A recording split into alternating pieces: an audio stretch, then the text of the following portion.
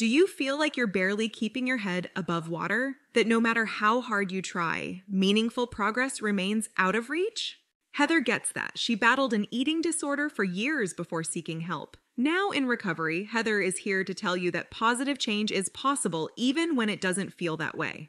Join her as she shares openly about her struggles and small triumphs. Fair warning though, Heather doesn't hold back. Her candid story may trigger some. But for those wanting honesty, hope, and healing, this is 1% Better with Heather. The information and stories shared on 1% Better are based on host Heather's personal experiences with eating disorders and mental health challenges. Heather is not a licensed doctor, therapist, dietitian, or other health professional. Her advice and opinions should not be taken as professional medical advice. Please consult your physician or a qualified health provider regarding any medical or health-related issues. 1% Better also contains descriptions of eating disorders that may be triggering for some listeners. Discretion is advised.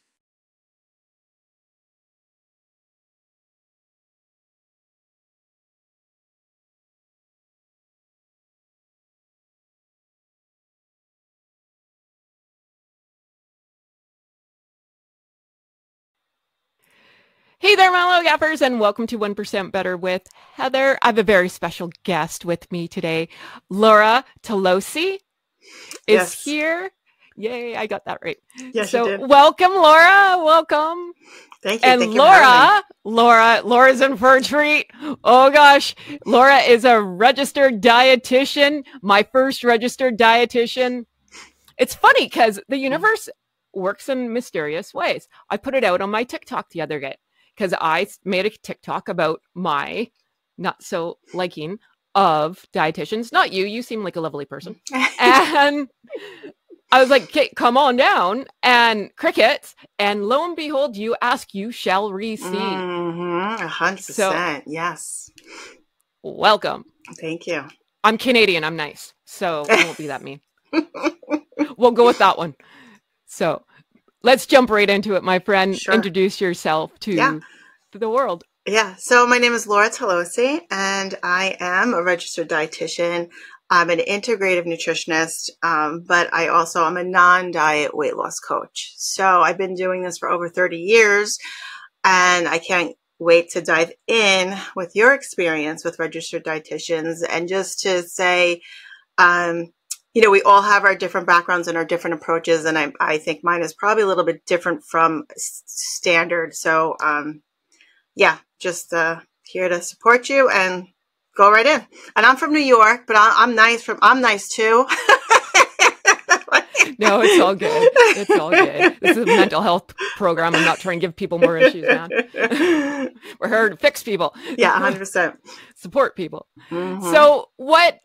So how did you get into nutrition? So I got into nutrition. I always had a love of food. So I was always cooking. I am from an Italian descent. So we were always around food, celebrating food for all sorts of, you know, family celebrations, you know, whatever. But I also did struggle with weight issues, at least in my perception. And so then I went to school, and I knew I wanted to support people. I initially wanted to actually go to medical school, but I actually found a nutrition course, and that really kind of changed the course of my career, because I really love food and learning about food, but the power of food to actually heal and support. You know, that's kind of how I started. So it was my own personal love, but then like, oh my gosh, I can take this food and really support people and help them through that power. So as we were talking off camera, you work on the other side of it, but I've been on both sides of the coin. So I know, lucky me. So when someone comes to you, what are they looking for, and why would they come to you? Yeah. So typically someone comes to me initially is weight loss. So that's kind of like they come to me, they want to lose weight lose weight. And so when I meet with them, so I always meet with someone prior to working with them, and I say, listen, I am all about supporting this process, but my approach is very different. I don't count calories. I don't do macros, and I don't do any of that. My approach is really more of tapping into the wisdom of your body and trusting your body and letting your body kind of guide you. So that's really where I come from. So if they're looking to, I'm not cutting calories, and I have clients who are successful. We're not cutting calories. I'm not doing food portions. I'm not doing that because that's coming from a place, again, from my perspective, it's coming from a place of deprivation and control and lack. And so my approach is really coming from a place of love and health and nurturing and support. So very, very different from how I was trained as well as a registered dietitian. Mm-hmm. So would you call that intuitive eating? Is that what they call it? Yeah, you can. Yeah, eating? Definitely. You can call it more of an intuitive eating approach. Definitely. I'm definitely more aligned with that intuitive eating, that mindful eating approach. Yeah, 100%. But also working on the other piece is that emotional piece, because that's also really important. I find, just through my experience, I've been doing this over 30 years, when I first started out, it was, portions and blah, blah, blah. But through that process, if people don't get in touch with that emotional piece, the things that are coming up, and that you address those emotions instead of stuffing them down or not paying attention to them, they're not going to get to a place of feeling good about themselves, right? And from a place of nurturing themselves, because it's still a different place. So we need to touch upon that emotional metabolism piece that I like to call it, because it's so important for sustainability and even using those tools and applying it into other areas of your life, which happens. There's a spillover for sure. So how I like that, getting to the root of it, because there's a reason why a lot, I call it an addiction, right? People self-medicate. Whatever your addiction is. 100%. Mm-hmm. And food is probably the number one, what's the word? Okay one to do, Exactly. right? It's not illegal, sure. right? You got to eat. Right, exactly. But and probably one of the hardest, because you have to eat, right? So there's that trickiness to it. I always say my kryptonite is my medicine. It's very hard. And so with that, when they come see you, is it like a therapy session? Why are we having these emotions? Why are we going to the food? Why are we trying not to feel the feelings? Sure. So obviously each session is going to unfold differently, but where I start everybody is in the same place, right? Because it's the process that I take them through. So I do first address what are the signs that their body is giving them on a physical level, but then we also look at looking at the past, briefly at the past, forgiving themselves from everything that, if they've tried for years and years and years, and, this diet roller coaster and the up and down of the weight. So forgiving themselves of the past, because that blocks people too, if they're not forgive themselves. So making sure that they're forgiving themselves of the past actions, whatever they are, coming to terms with them, and then being able to move forward. So in the process, we look at that, but I do use a food journal, but not in the sense of how much you're eating, but in a way to get in touch with any emotions that they're feeling. So that's kind of how we start. So when you're eating, are you eating out of hunger, or are there other emotions that we're uncovering? So I get them to look to their physical hunger first, and just to kind of see where they are on their physical hunger. So I use a little scale, but then the beauty of this, then what happens is they start to self-reflect and be like, okay, I'm eating not because I'm hungry, but because there's a certain emotion that's coming up. Okay. So whether it's stress, right? Stress is all about emotions. There's different things that bring on stress, right? Different outside things that happen. So, okay, if it's stress, now you've uncovered that stress, or I'm tired, or I had a bad day. So there's all these other things that happen when they start to explore that. So that's kind of like the very first piece of exploring that emotional piece, what's coming up. And then the next step is, okay, so you're eating when you're stressed. Great. You're an observer. You realize that. It's like an aha moment. Like, okay, I'm not hungry. I'm stressed. This is when I'm choosing to medicate myself, right? Because I'm stressed, whatever. So then the next step is, okay, so, what are the tools we can use, that to support ourselves to be in a state of that we can handle the stress in a different way. And so I use, a bunch of different tools, but to recognize that and then to be okay. So if I'm in the middle of a session and let's just say we talked about like, I'm so upset with myself that I'm here again, like I've done this over and over and over. I'm here again. Then you feel this resistance in your body, right? This crunchiness. So let's just feel that crunchiness in our body and let's just be okay with that. And so we feel that peace in our body. So that's just kind of a part of that process. Feel that in your body, and it's okay to feel that, and love that peace in your body. Not from again, nurture that, like that resistance. It's okay. And then we work on letting that go. And so that's kind of like the process. So this session. So, and you asked, like, is it like a therapy? So I'm not a therapist, right? But I do call myself a coach because it is a process, and I'm supporting them and giving them the tools and the skills to go through this process in a way that's aligned with them. So the other piece is getting in alignment with the actions that feel good to them and not feel guilty and feel bad about themselves too, right? Because that's all wrapped up in food too. Right? And so so if I'm taking a person on this journey and they eat a cookie, then there's all this, right? This guilt and shame that's coming. And so I'm like, okay, it's great to feel that way, but let's work through that, because is there really any guilt? Do we really are we truly a bad person if we eat that cookie? And kind of like work through those feelings of when, like that's just kind of like an example, because that comes with it. And so I want them to feel like good.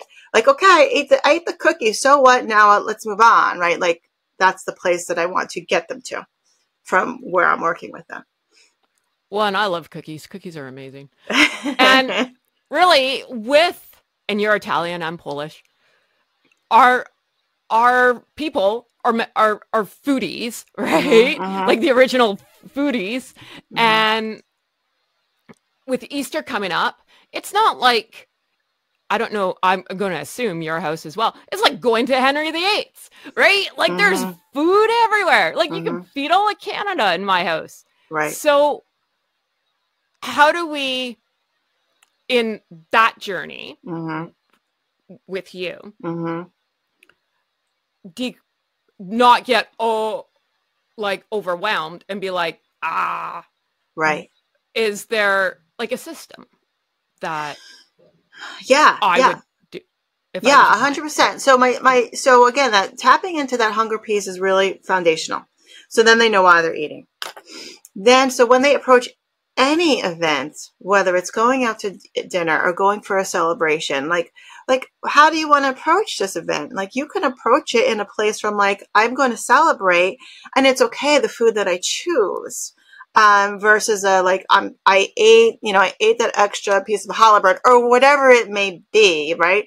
So, and then to layer it, the next layer is like, okay, so I'm choosing this food because I'm also nurturing my body, right? So that's going to change your decisions if you're coming from a place of nurturing and supporting and loving your body versus hating your body, right? So that's another thing that comes up, as you know, is like that dislike, that lack of worth, that hate, for their physicality.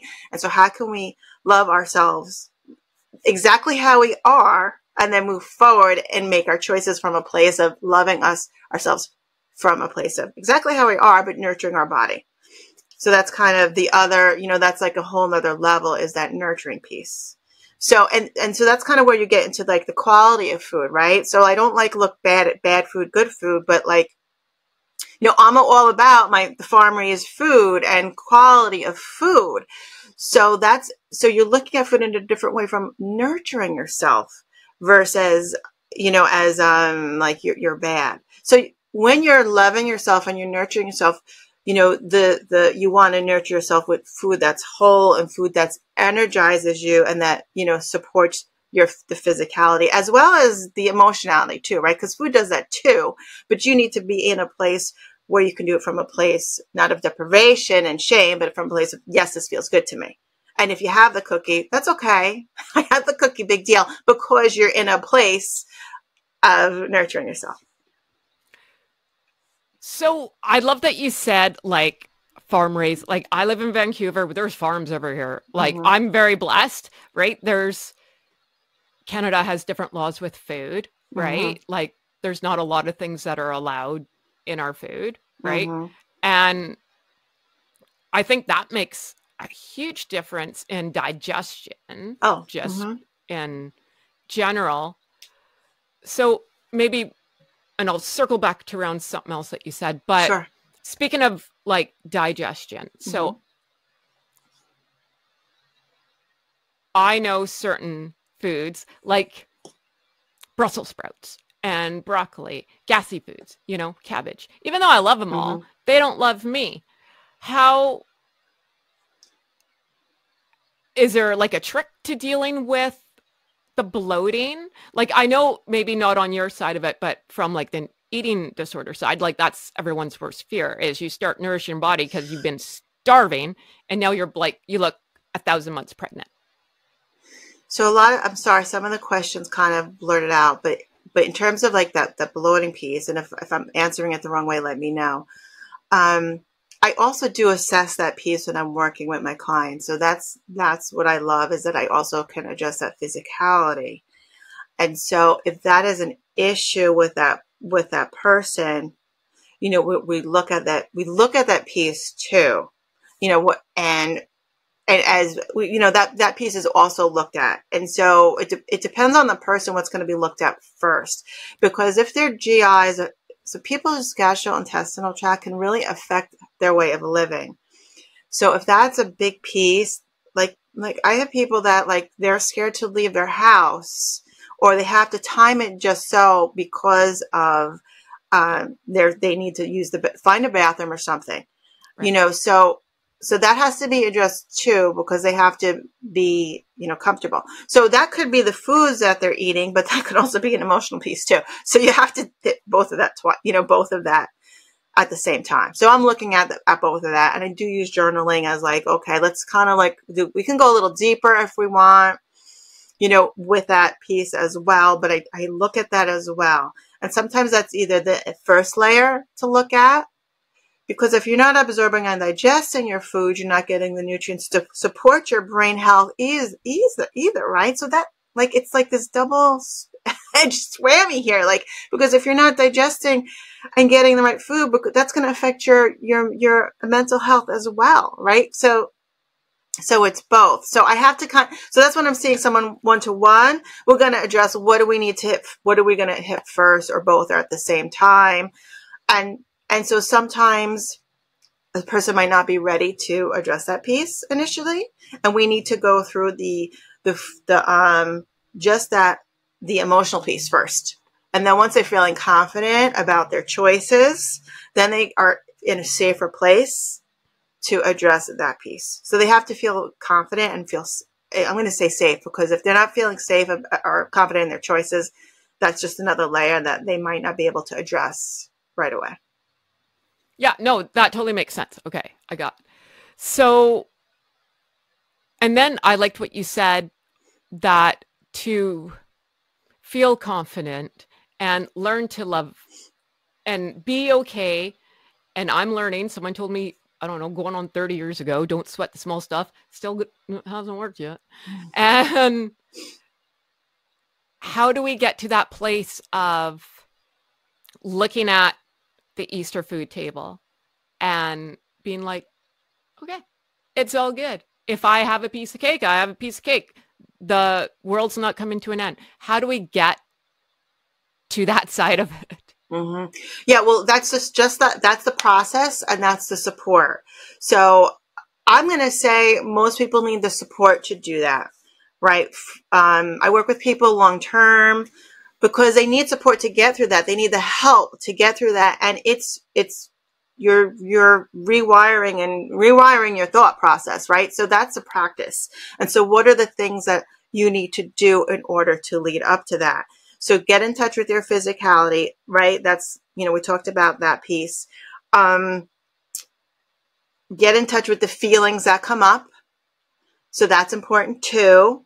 So, and that's what I'll work with someone like, so, or you like even before, so let's say like, how do you get in touch with that cake on Easter?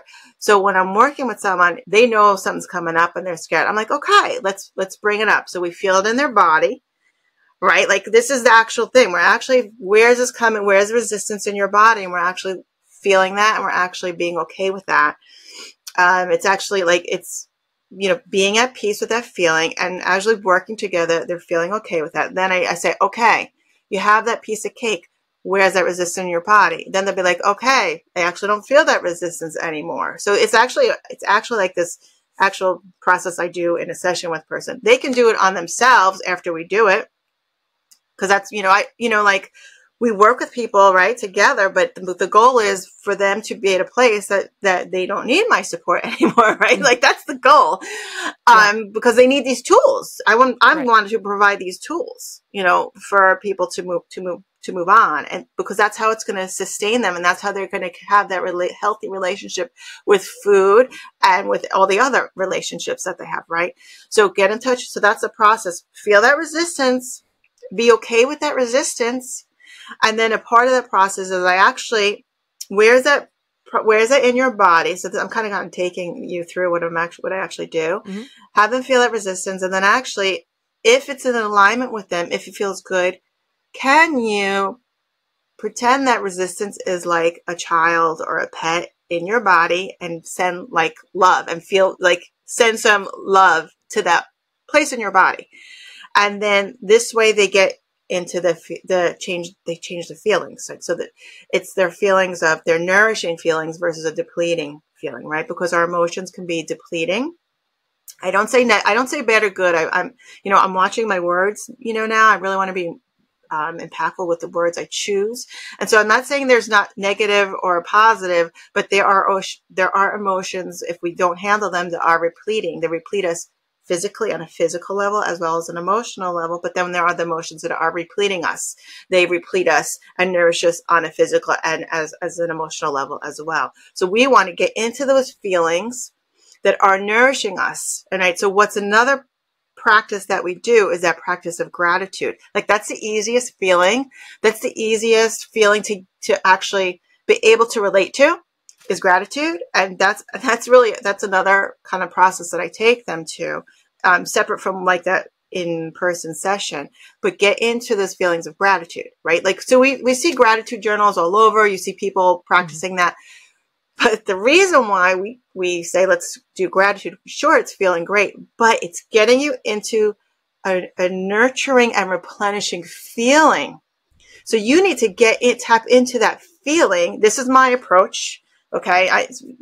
Different from others, whatever, but get into that feeling that's repleting you, and then try and feel that feeling throughout the day versus less.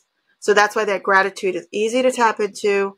So you could do that morning and night. And then when you're in these nourishing, repleting feelings, your decisions are coming from a place of nourishment. And so when you hit that Easter table and you're in these feelings of feeling good, the decisions and the choices you make are coming from a nourishing place. And that's how, when you're experiencing these feelings more often, that's how you can make that change. So it's a practice, though. It doesn't happen overnight. I'm not gonna lie and say it happens overnight, but it's a practice. I practice it every day for myself, just to get into that feeling, these nourishing feelings, these feelings of love and like that. I do that every day, because that's going to be healing and nurturing to that body, to your body, and emotionally as well. And that is amazing, because when I just know me being in like fight or flight my whole life, didn't know that you weren't supposed to do that your whole life. And your cortisol levels are through the roof and just functioning on fumes, basically. Yes. When you I say sit in the shit and feel the feelings, which sucks. Like, it sucks. Mm-hmm. But feelings never kill anybody. No. And you have to feel to heal, right? Oh, I love it. You got to feel to heal. You got to feel to heal. And that's, we're scared of the feelings. That's the fear we have of feelings. But once we can feel them and be like, all right, and feel them and then let them go, they're not going to get stuck, and they're not, that's going to open up your doors and begin to transition you into that place of more of that empowerment as well. I love that, because then you're not in the high stress. I don't know what to do. No, I don't want the cake. I don't want the cake. Then you eat the whole freaking cake. Mm-hmm. And then, because it's like, go big or go home, right? Mm-hmm. Like, right. And then you're on the hamster wheel hell again. Exactly. Right. Exactly. And when you go in with a good, like, I don't know, like a happy aura, soul. Yes. Then you have a little piece of cake. You might not eat all the cake. You might eat 2 pieces of cake. Right. But that's a different, it's okay. Yeah, 100%. And you talk about cortisol, that stress and that fight or flight, which we're pretty much in all, like that's because kind of like freaking society, right? I mean, like, and so like we're going upstream, uphill this battle. But so that's the external piece, because that's our perception. So if we learn how to use these tools, our emotional metabolism self-regulate, then the external doesn't really matter on the external, because we have these tools. And so I like to support people, like, I call it in the moment balance skills, is just because when we're in the moment, we could go into these tools and use these tools to support any situation. So it doesn't have to be food. And of course, that's where I start with people, but they can use it in any situation and come out and be like, wow, I didn't expect that to happen. Whether it's like, if it's even in their career or a job or a conversation with a spouse or a conversation with your child, right? You can go in with that open-hearted, with that good feeling, right? That plenishing feeling, and it changes. It's a game changer. It's a game changer. And so some of these skills I'm just going to take it's called heart math technique. And I don't know if you ever heard of that, but those are skills that I use too. Oh. So it's pretty amazing system, because it really taps you into those, into coherence, into heart coherence. And then you're just in that place of balance. You're balancing your autonomic nervous system. You're balanced. You're in that state of balance instead of, imbalance, where you're fight or flight, cortisol, stress, right? Which affects you emotionally and physically as well. Oh yeah. No, I don't even want to know what my insides look like. But when you said feeling balanced and giving gratitude,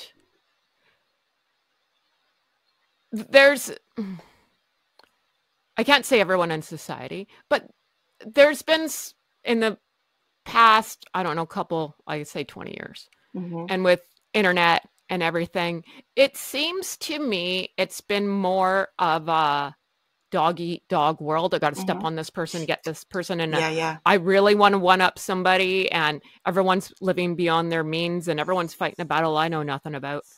And you get on a different hamster wheel of hell.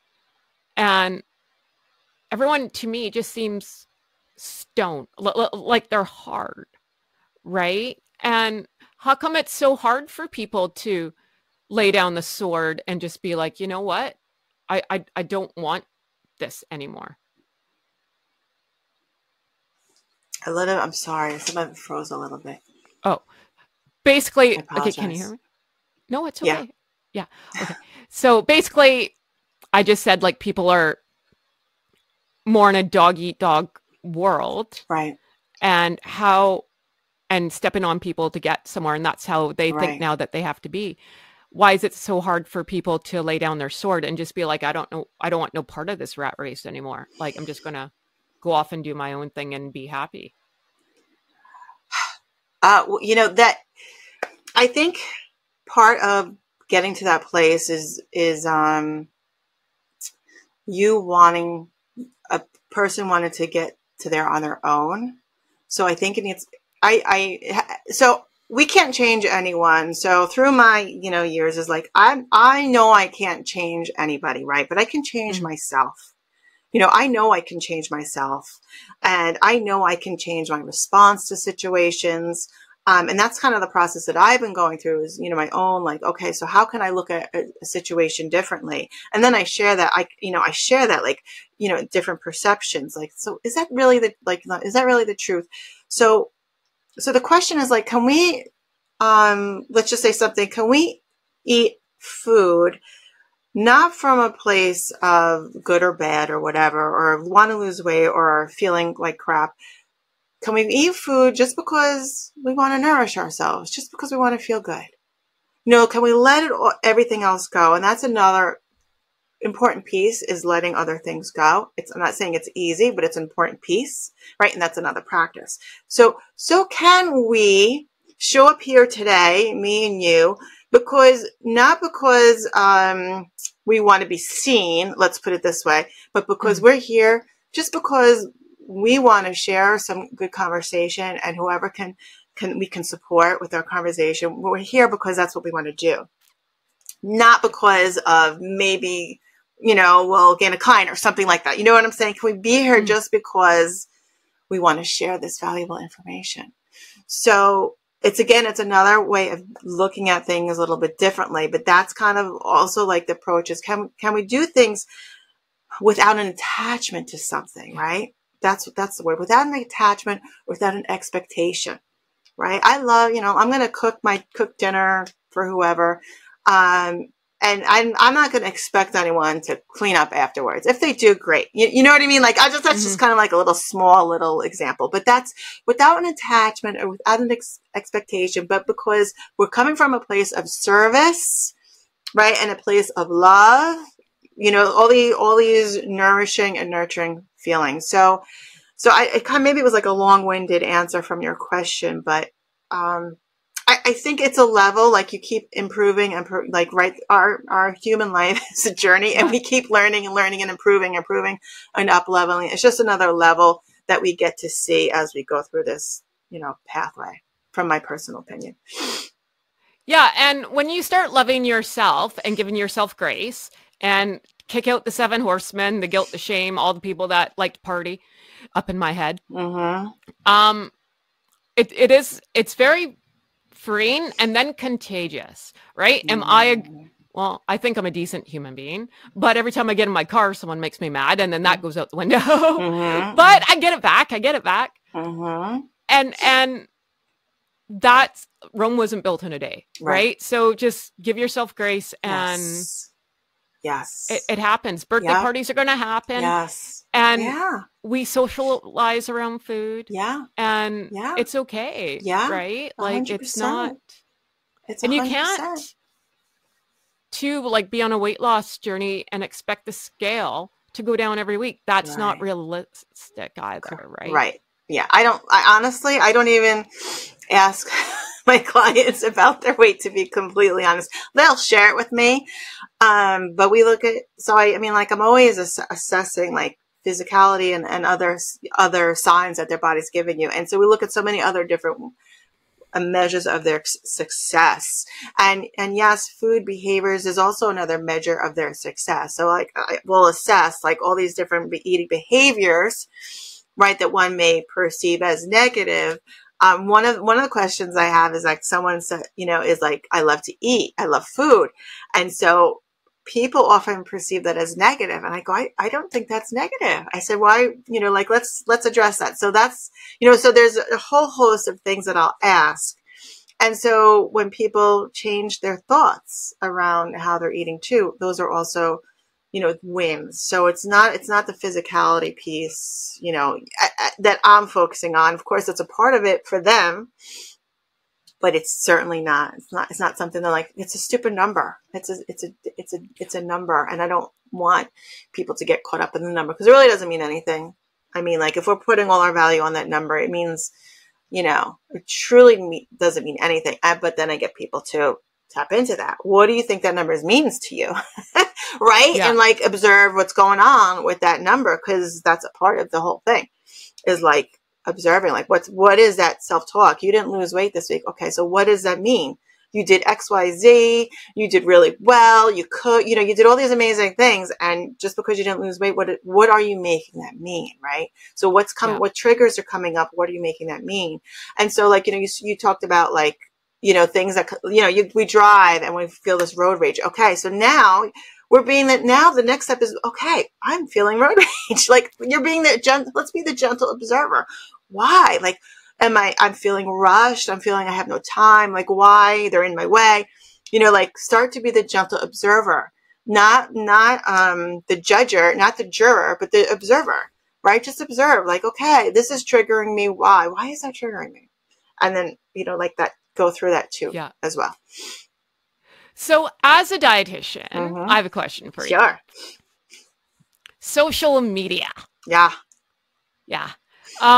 What is, because somehow I get put down rabbit holes and I'm like, and like I said, I've been a size 22. I've been a negative 22. If you like, I'm not a dietitian, but I know a lot about a lot of stuff. Sure. And I'm like, well, that's garbage. That's garbage. That's garbage. But I'm a cynical kind of person.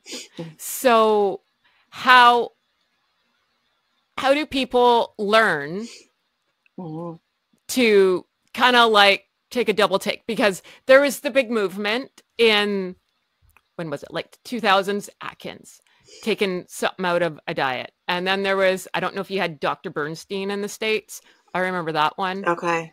Dr. Bernstein here basically was a medical clinic. They give you vitamin B12 shots. Okay. And give you a book that thick of what you could eat and what you couldn't eat. And my cousin's husband went on it and he went crazy because I'm like, oh, you're losing too much weight way too fast. And then there was like keto, or I did the shake deal. Right. Everyone wants, I guess, the quick fix. long-winded question, but everyone wants like an instant gratification. Yeah. What do you say to those people? Well, I mean, that's, you know, you're talking about social media. It's all the dopamine hit, right? It's all the quick fix, the quick hit, that, you know, like rewards our brain, etc. But when I'm, you know, again, when I'm educating people, that's where the intuitive piece comes in. So I'll be like, you know, what's feeling good to your body? Like, so I come from it like intuitive place, like what feels good to your body. How does it making you feel? Is it giving you energy, or is it giving, and I guess that's that GI piece, or does it bloat you? So that's the physicality piece, is like, we don't listen to our bodies, right? We've totally shut off listening to our bodies. So that's also a part of the process, is listen to what your body is saying. Get in touch to what your body is saying. And so I'm not coming from a place of this, you can't eat this food and you can't eat that food. Even though some foods, I do, you know, some are inflammatory, there's chemicals loaded, and you know, it's a whole nother story, right? That's a whole nother topic of discussion. But my first approach is like, how's that food making you feel? You know, and so that's the intuitive piece, and that's being in a line. And that's when I want people to be in alignment with their choices, because it feels good to them. And it's coming from that positive place again, right? So what feels good to you? You know, like, and that is, I have found been very refreshing for people I work with. They're like, it's almost like a sigh of relief, you know, like, okay, we're going to figure out what feels good to you. Because if they come to me complaining of GI issues, of course we want to address that, because it's going to affect them, but not from a place like, okay, cut out dairy, cut out gluten, which is the common. And I'm not saying some people do well and some people don't do well, right? There's both. And I'm open to, you know, the other thing is, like, I think different foods work for different people. So I don't think there isn't a one size fit all, but that's why you really need to be in touch and listen to your body. What is your body feeling? You know, like, is that food causing me diarrhea, or is, you know, like, that's how you want to kind of double back to that, to what you're feeling. And so, you know, that's that process too. So it is a process, you know, so it isn't a quick fix. And the foods, you know, foods we're choosing, they're getting a quick, you know, whatever, sugars, cookies, whatever, it's getting a quick fix because they're needing some type of, you know, they're feeling bad and they need that. They want to feel good. So we got to give them the tools to make them feel good without that quick fix. Right. Yeah. Yeah. So And it happens at the same time. And I love everything you're saying. I actually really do, because all food's fit. And I remember seeing someone like grapes. I'm like, what's wrong with grapes? They've been around for like a gazillion years. They're around with the dinosaurs, right? Like, why is everyone hating on a grape? Like, that's nature's candy. Right. Right. And that gives you your sugar hit as well. Healthy sugar. Well, I call it healthy sugar. I don't know if that's right or not. But if you're craving a grape and then you go 2 days without eating grapes, all of a sudden you're going to binge on Oreos. Well, right. You're not going to. And Oreos don't taste like grapes. Let's just be honest. Let's be honest. You know, like you're going to like find some sugar, somewhere, right. But that's an addiction piece, right? So there's the other. That's the other where the addiction piece comes in, because there is that addictive, like all these addictions is alcohol, drugs, and sugar is addicting too. But why are we're going to these things, but because there's an issue to begin with, there's something underlying, right? So we need to figure that underlying piece and to support our emotions in a different way versus suppressing them and self-soothing, whether it's alcohol, drugs, or food, right? It's a self-soothing. So it's presenting differently. It presents differently, but what's the underlying, like, we need tools to support that. Again, this is from my perspective. We have to support those tools. I'm kind of blown away by this conversation, because you're not the people that I met. I'll say that. And I've met a lot of dietitians. And I'm like, no, right? And I like that you are supportive and want to give tools, not just eat this, and see ya, goodbye, right? Like, it doesn't work for me. It doesn't work like that. So again, I am all about whole food, real food, but from my perspective, that's the next level. I have to give them the tools to feel good with their decisions that they're making now. My approach. And then the next level is, okay, so now that we're feeling good, we're feeling confident, we have these tools. Now let's take it another level. Do you want to go, like, I'm not going to say McDonald's is good. I mean, like, that's just, but do you want to go to McDonald's? Let's up level it. You can cook. Let's give you the skills. So it's for me, it's another level. It's just that next level. It's just the progression. It's just the natural progression that someone takes. So I don't necessarily start there. I actually don't start there. I start with where they are, and then we go further. To be honest, that's kind of how has been the progression and how I'll work with someone one-to-one. And you talked about inflammatory foods, and ones that help with, I guess, being inflamed. Could you give me a list of those? Because I know the people on my side of it, like, because I got edema when I went through recovery, and I was just like, oh my God, like, you couldn't even see my eyeballs. I was so swollen. And I know a lot of people on my side of it get very freaky, and this is why they run back to their, I call them slick. So are there certain foods that are good for people who, are coming into recovery and are getting inflamed?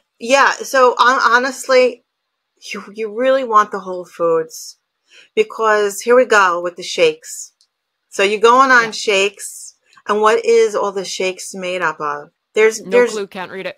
You know what I'm saying? Like, so the shakes aren't nurturing your mental health. They're not. And maybe they're getting the calories in, but again, they're not supporting like nourishing your brain the way your brain needs to be nourished. And if they have certain ingredients, they're certainly going to be inflammatory. So the whole foods, and like, so I know, into recovery, there's different foods, and this is not my area of expertise.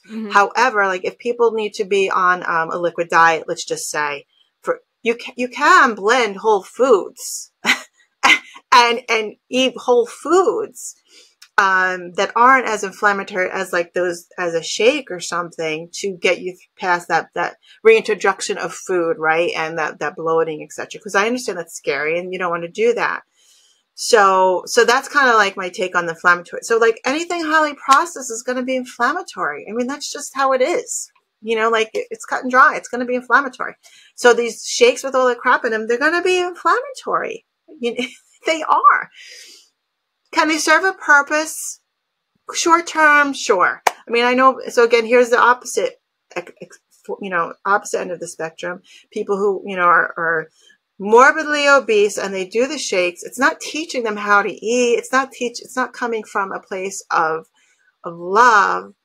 But I'm not going to judge that. I'm going to say, okay, if it's getting them to a place where they feel good, maybe then that's the gap that they need too.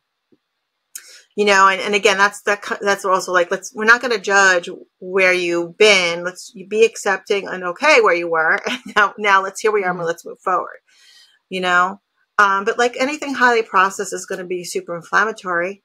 It just is. Fast food's inflammatory. It is. But again, that's that higher level. That's that next level. Because I want you to be able to come from, so I have, clients, that was their go-to, that was their binge food. But they're in a place that they don't even want to do that anymore because it's not nurturing and they connected with their body. Here's the other piece. They felt and connected with their body finally, because we disconnect from our body. They connected with their body and we're like, that doesn't make me even feel good anymore. Yeah. So I want it to come. I am nurturing, I'm supporting them to come from a place that's supporting themselves, Yeah. So I hope I answered your question about the No, you did. And like when you feel good, right? Like when you take out, I don't want to say take out foods, but if you just say stop going to a fast food chain, and that was your go-to because it's quick, it's easy, it's cheap, whatever the reasoning is, and you bring in food from a grocery store, right? Or the ground, right? Yes. Nuts, potatoes, vegetables, all that kind of stuff. Right. Your body runs at a different level, like a whole different level. And your brain, you sleep so much better. You have clarity. It's like the glasses came up, like you were in black and white and all of a sudden you can see color. Yeah. Everything is a different way of life. And I know for me, like my attitude changes. Yes. On like being around people. Yeah. Right? Yeah. 100,000%. And so let's circle back to that social media, the quick fix. And so what have we learned? Let's just kind of like go big here is we don't have the tools to even cook anymore, right? Like that's kind of like been a lost art. So when someone is not confident in the kitchen, they're going to run to the fast food place or the quickest thing because they don't even know how to cook anymore. Right. So you need to develop those skills so that you feel confident that you can cook something and it will taste good. That's the other piece is like there's no confidence. People don't know how to cook. You know what I'm saying? So like that's an important piece. That's an important skill because that's giving you the confidence that you can do it. And again, the people I work with, that's an important piece. You need that skill. Right? And there's just so much other, but you need that. But the bottom line is that that's an important skill that people are often going to fast foods or quick fixes because they're scared or there's that fear that they can't cook. Right. There is a fear. I'm going to mess it up. I'm going to mess it up. Yes. Yeah. It's not going to be perfect. Yes. Yeah. But that's trying. Yes. Right? We all make mistakes. Yeah. Like everyone's there's no one on this earth who's never made a mistake 1,000 times over. Yeah. So that's how we get good at things. That's how we learn. Too. Yeah. Right? And everything is feedback. Right. So again, that's my approach. Like it wasn't failure. There's not failure. I don't use that term failure. It's just feedback. Oh, okay. I did this and that's what happened. Okay. So next time I'm going to try something else. It's just feedback. We're just learning. That's all we're doing. We're just learning. So it's feedback, and you take it, and it's beautiful because you're learning something, and then you move on, you know?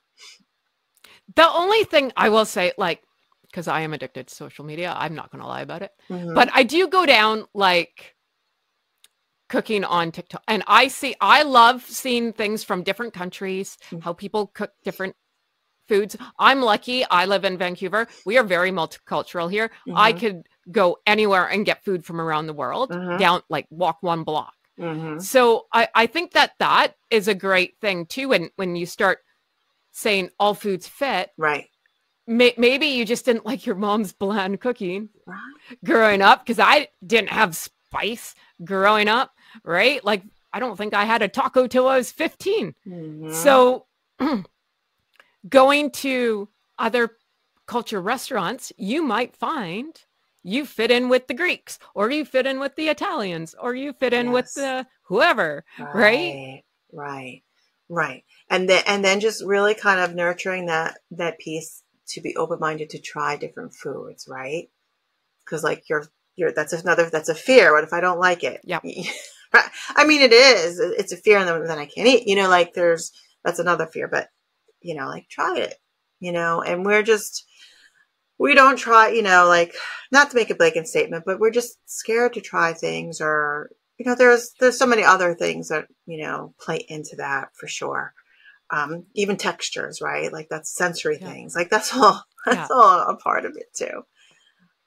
No, nobody ever wants to say they failed, but there's no failure. No. You didn't fail, right? Just learning. It's life. That's right? it. It's another another page in the book, man. Yes. Right? Yeah. We're just trying to get through it. Yeah. Right? Like everybody else. And so I'm very thankful that you came on, because you are the first dietitian. I really, really, really like you. I'm honored. I wish you were mine, because it wasn't like that, for me at all. Right. And just the fact that you explain how are we, explain why we're not taking anything out, explain, like, we need to feel feelings. Just someone telling me that would have been very helpful. Yeah. Like, very helpful. I wish I would have had you. I really do. Well, here I am now. Yay! I know you can't get rid of me. I'm like glitter. I love it. So, where can everyone find you? Yeah, just LauraTalosiNutrition.com. That's easy. I actually have, I give away a chocolate cookbook, believe it or not. As you can have chocolate, eat it too. And again, my population is they do want to lose weight, but they can have chocolate. Like, I love chocolate, we can still have it. So I have that as, if someone wants to, explore different recipes, and enjoy it too, they can. And then I do offer people, it's an end dieting. I do an end dieting session, right? We just explore where there are the challenges, etc. But I like it because it's end dieting. Like, we don't need to diet. It's, and that's a big stigma. And we, there's the bigger vision here, right? We need to support women and feel good about themselves and their bodies, and coming from places of love versus, shame and guilt. So that's the kind of bigger vision that I see, and that I'm trying to work towards one by one. Yeah, well, it's all about building a village. So, I mean, hey, right? Knowledge is power. Yes. And I always say, like, someone's going to get something out of something, right? Yes. There's always something, one little nugget 100%. that you're going to get out of this that could change your whole way of thinking. Yes. Right? Yes. So 100%. all I'm trying to do, man, is build the village. Yes. Build it, they will come. Beautiful. Yes. 100%. I'm trying. Yes. Thank you. I'm trying. Thank you for this podcast, Heather. So, I can't thank you enough. I can't. It's been my pleasure. It really has been my pleasure. Really, and I want your chocolate cookbook. Yeah, 100%. I'm going to go order it. I will send it to you. I'm going to go order it. Yes. Yay. And I hope you come back so we have like another discussion. Yeah, like, I would love to. I would love to. Anytime. I'm happy to come back. It was great. Oh, thank you. Thank you. That's all for this episode of 1% Better. To continue the conversation, head over to our website at www.1percentbetter.ca, where you can access more stories and resources. We'd also love it if you subscribed and left us a review on your favorite podcast platform. And remember, friends, progress takes patience, perspective, and sometimes a little help from people who get it. So be kind to yourself and others as we work to get 1% better every day. We'll see you back here next week.